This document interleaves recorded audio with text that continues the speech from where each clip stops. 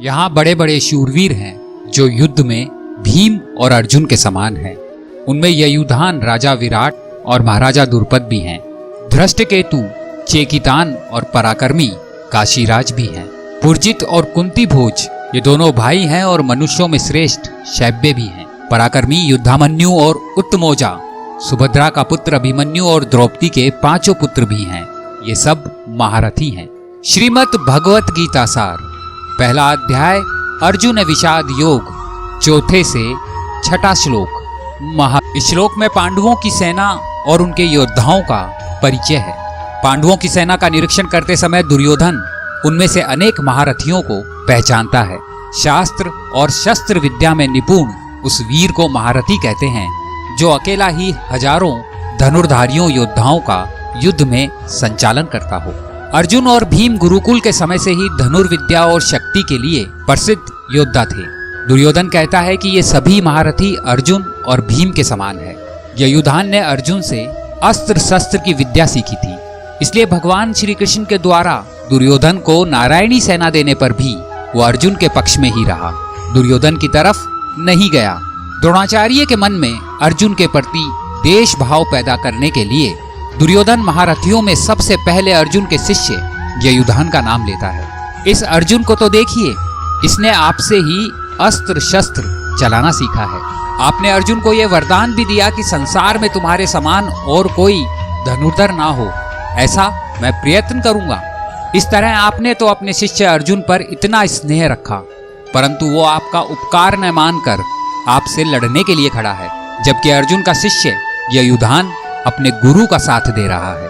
आपको सम्मोहन अस्त्र से मोहित करने वाला और जिसके कारण हमारे पक्ष का वीर सुशर्मा अपमानित किया गया, हम लोगों को जिसकी गाय छोड़कर युद्ध के मैदान से भागना पड़ा, वही राजा विराट युद्ध के लिए आपके समक्ष खड़ा है। राजा विराट के साथ द्रोणाचार्य का कोई वैर भाव या द्वेष भाव नहीं था, परंतु दुर्योधन ये समझता है कि अगर ययुधान के बाद मैं द्रुपद का नाम लूं तो द्रोणाचार्य के मन में यह भाव आ सकता है, दुर्योधन पांडवों के विरोध में मेरे को उकसाकर मेरे मन में पांडवों के प्रति वैरभाव पैदा कर रहा है। इसलिए दुर्योधन द्रुपद के नाम से पहले विराट का नाम लेता है। उसे लगता है कि द्रोणाचार्य मेरी चालाकी ना समझ सके और विशेषता से युद्ध करें। आपको तो याद ही होगा, आपने तो द्रुपद को मित्रता याद दिलाई, पर उसने भरी सभा में यह कहकर आपका अपमान किया, मैं राजा हूं और तुम भिक्षुक हो, मेरी तुम्हारी कैसी मित्रता। इस बैर भाव के कारण आपको मारने के लिए पुत्र भी पैदा किया। वही महारथी द्रुपद अपने पुत्र के साथ आपके प्राण लेने के लिए युद्ध भूमि में आ चुका है। ये धृष्टकेतु कितना मूर्ख है, जिसके पिता शिशुपाल को कृष्ण ने भरी सभा में चक्र से मार डाला था। आज अपने पिता का ऋण भूलकर वो उसी कृष्ण के पक्ष में लड़ने के लिए खड़ा है। सब यादव सेना तो हमारी ओर से लड़ने को तैयार है और ये यादव चेकितान पांडवों का पक्ष ले रहा है। पुरजित और कुंती भोज ये दोनों कुंती के भाई होने से हमारे और पांडवों के मामा हैं, परंतु इनके मन में पक्षपात होने के कारण ये हमारे विपक्ष से युद्ध करने के लिए आए हैं। काशीराज बड़ा ही शूरवीर और महारथी है, यह भी पांडवों की सेना के साथ है। शैब्य युधिष्ठिर का ससुर है, ये मनुष्यों में श्रेष्ठ और बहुत बलवान है, परिवार के नाते इससे हमारा संबंध है। ये सभी विपक्ष में खड़े हैं, इसलिए आप सावधानी से युद्ध करना, क्योंकि ये बड़े पराक्रमी हैं।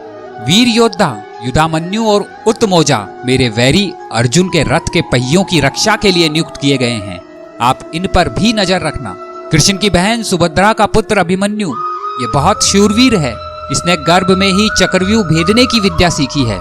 चक्रव्यूह रचना के समय आप विशेष ख्याल रखें। युधिष्ठिर, भीम, अर्जुन, नकुल और सहदेव इन 5 के द्वारा द्रौपदी को 5 पुत्र पैदा हुए हैं। इन 5 को आप देख लीजिए। द्रौपदी ने भरी सभा में मेरी हंसी उड़ाकर मेरे हृदय को जलाया है। उसी के इन 5 पुत्रों को युद्ध में मारकर आप उसका बदला चुकाए। द्रोणाचार्य के मन में पांडवों के प्रति जलन पैदा करने और युद्ध में जोश दिलाने के लिए दुर्योधन ने पांडव सेना की विशेषता बताई। दुर्योधन के मन में विचार आया कि द्रोणाचार्य पांडवों के पक्षपाती हैं। वो पांडवों की सेना के महावीरों के बारे में सुनकर मेरे को ये कह सकते हैं, जब पांडव सेना में इतनी विशेषता है तो तू उनके साथ संधि क्यों नहीं कर लेता। ऐसा विचार आते ही दुर्योधन आगे के श्लोक में अपनी सेना की विशेषता बताता है।